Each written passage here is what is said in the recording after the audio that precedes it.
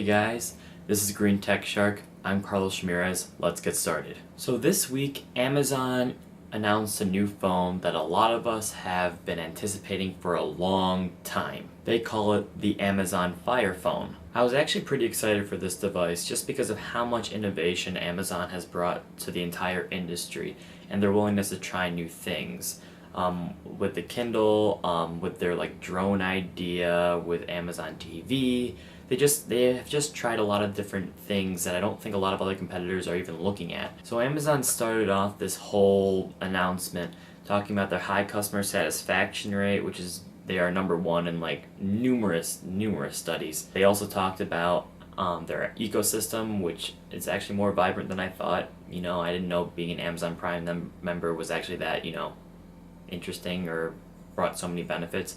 But they talked about how many Prime members they had, and they just talked about how they focus more on that one customer to make that one customer satisfied with all their products instead of millions of customers. So after they discussed all their achievements with the ecosystem and customers, they finally introduced the Amazon Fire Phone. Now the Amazon Fire Phone specs include a Snapdragon 800 processor running at 2.2 gigahertz, 2 gigabytes of RAM, a 4.7-inch 720p display, a 13 megapixel rear-facing camera, and a 2.1 megapixel front-facing camera.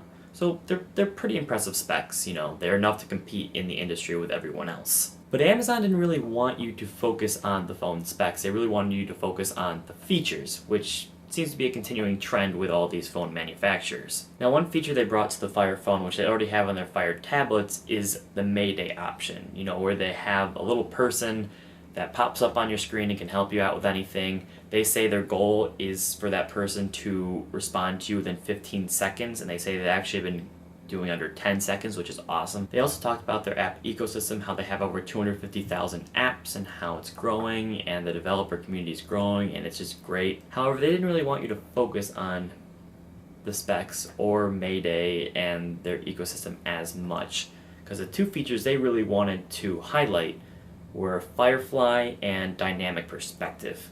Now Firefly is like the ultimate scanner in real life. If you remember, Google Goggles is kind of like that, where you can take your phone and you can just go up to an object and just go beep beep, beep beep, beep beep, and just continuously scan things and find them online. Whether that's an item, whether that's a piece of art. They also had a function where you could listen to music and you can buy your music. What was really a cool thing about Firefly is that it could just recognize anything at all, including, which was the coolest demo I thought was there. Basically, they had Firefly running while Game of Thrones episode was running, and Firefly could actually tell you what scene it was from the entire series. It could just dial down on the season, the episode, the scene, and not only could it tell you the scene, it could tell you the actors within the scene and at what time frame within the scene it was, which was crazy accurate, and I thought that was just the coolest thing ever. And I thought that was the best way to exemplify how powerful this is. But this is how Firefly is going to make Amazon a lot of money. See, they have this button on the Fire Phone specifically for Firefly. So if I'm just walking around my kitchen and I'm like, hey, I need to get all these groceries, but I don't want to, go to Jewel or, another Mariano's and get a bunch of groceries and have to look for these things. I just kind of want them delivered to my house. Well, no problem. All you have to do is just go on your Fire Phone, just go beep, beep, beep, beep, beep, beep, beep, beep, beep, beep. It gives you a entire list of your groceries. Just say, oh, I'll just buy them off Amazon. If you're an Amazon Prime member, it's cheaper. Just go, boom, get sent to your house.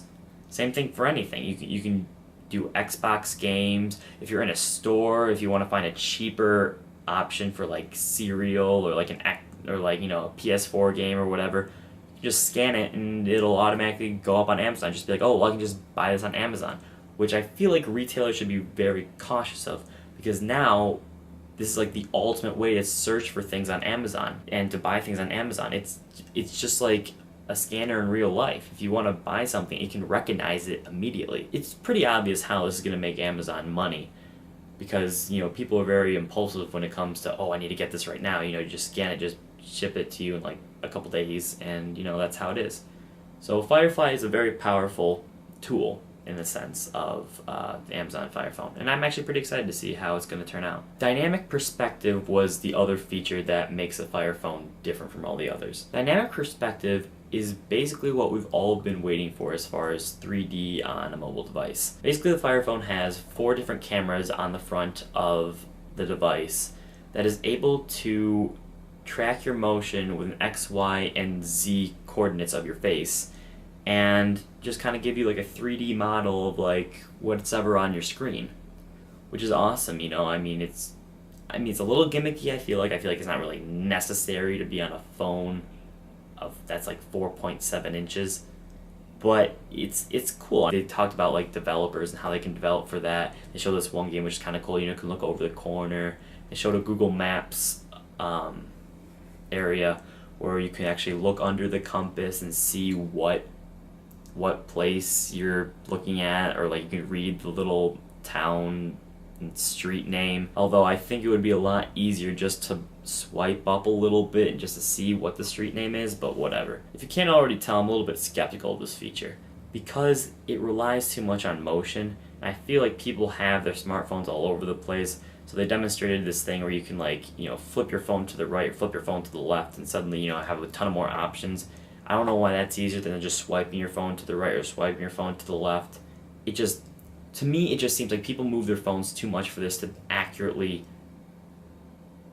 do what it's supposed to do. When I'm holding my smartphone, my hand could be shaking, someone could knock it out of my hand, and if my phone depends on movement, I don't want it to be selecting an option that I don't want it to select or do something I don't want it to do. Unless this is some sort of extremely accurate movement software, I don't think dynamic perspective is really worth it for this phone. So right now you're probably thinking, oh, the Amazon phone's kind of cool. I know dynamic perspective might not be the best thing, but Firefly is definitely a feature for me, and that camera on the back looks amazing, and blah blah blah blah blah. Well, here's where the kicker comes in. I am actually extremely frustrated about this because there's just one little detail that Amazon waits for the very end to tell us, and that's that the Amazon Fire Phone is exclusive to AT&T. Boom! Verizon users are done, Sprint users can't get one, and T-Mobile fans, you better switch to AT&T, because that's how it's gonna be. Now, I don't know what AT&T has with all these exclusive features. First with the iPhone way back in 2007, 2008 onward, they just had an exclusive on the iPhone, so no one else could get an iPhone. Then, last year, the Moto X had this really cool customization feature. It's only available on AT&T. I don't know what AT&T has with all these exclusives, but it's annoying. Because now, no one else on any other carrier can get an Amazon Fire Phone, and I feel like Amazon made a really bad business decision. So guys, overall, I felt like the Amazon Fire Phone, I'm actually pretty excited about it, because I'm excited not so much for the phone itself, but just for Amazon trying new things. The Firefly feature, I feel like not a lot of manufacturers really think about scanning things in real life.